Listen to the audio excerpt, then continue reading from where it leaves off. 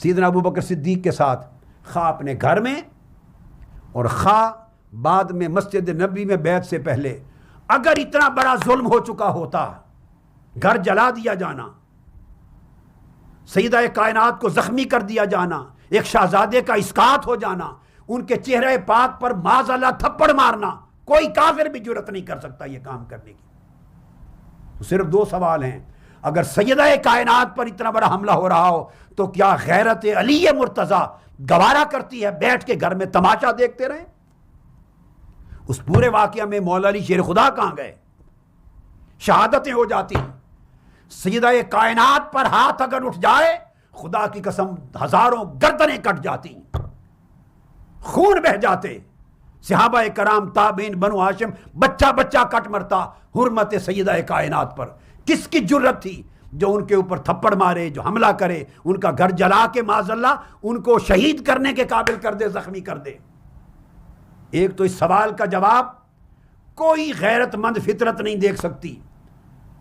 کہ کیسے مدینہ کی سرزمین پر اہل بیت نے، بنو ہاشم نے، بنو عباس نے، آل ابی طالب نے، بنو مطلب نے اور ان کے جو شیعان علی کچھ صحابہ کرام سب نے یہ کیسے گوارا کر لیا۔ اور دوسری بات بڑی اہم کہ جب بیعت کی ہے مولا علی شیر خدا نے، خواہ گھر میں مذاکرہ ہوا سیدنا صدیق اکبر سے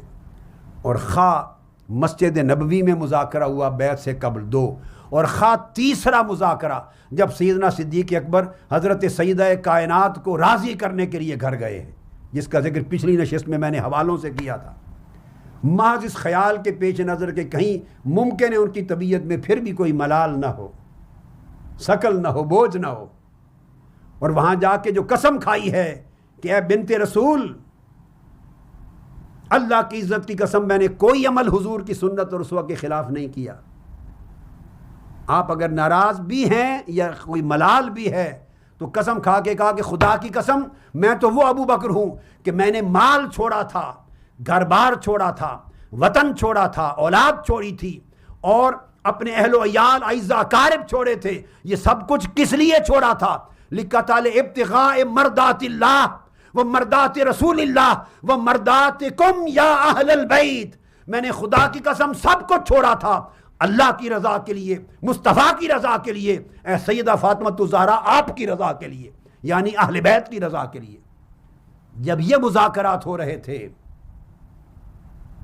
اور سیدہ کائنات ان تینوں مقامات پر، میں جو بات کہنا چاہتا ہوں، مولا علی شیر خدا کی گفتگو مسجد نبوی میں بیعت عام سے پہلے، یا مولا علی شیر خدا کی گفتگو اور شکوہ اپنے گھر میں جب صدیق اکبر آئے ہیں رضی اللہ تعالیٰ عنہ، یا سیدہ کائنات کی علالت کے وقت جب صدیق اکبر گئے ہیں تو اس وقت مذاکرہ ہوا ہے، یہ کتب شیعہ میں بھی ہے، سب کتابوں میں ہے۔ ان تینوں مقامات پر اگر اتنا بڑا ظلم ہو چکا تھا تو تینوں مقامات پر کسی نے اس کا شکوہ کیوں نہیں کیا؟ ارے فدق کا نہ ملنا تو چھوٹی بات رہ گئی، اس کا بیان ہو چکا کہ فدق کی حقیقت میں نے کل سمجھا دی، اس پہ راضی تھیں،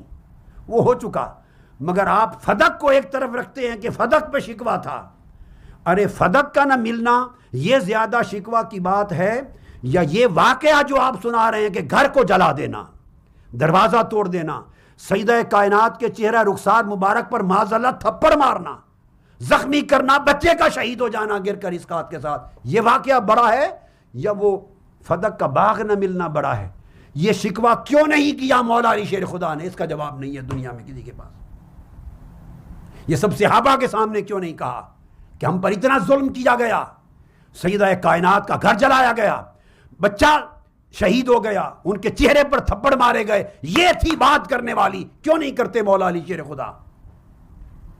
نہ گھر پہ کرتے ہیں، نہ مسجد نبوی میں کرتے ہیں، نہ سیدہ کائنات کرتی ہیں جب ان کے پاس آئے ہیں شکوہ، یہ شکوہ کہیں نہیں، یہ صدیوں کے بعد شکوہ کریٹ ہو گیا ہے، یہ گڑا گیا ہے ان کی کردار کشی کے لیے، دشمنی اور عداوت صحابہ کرام اور خلفائے راشدین کی خاطر۔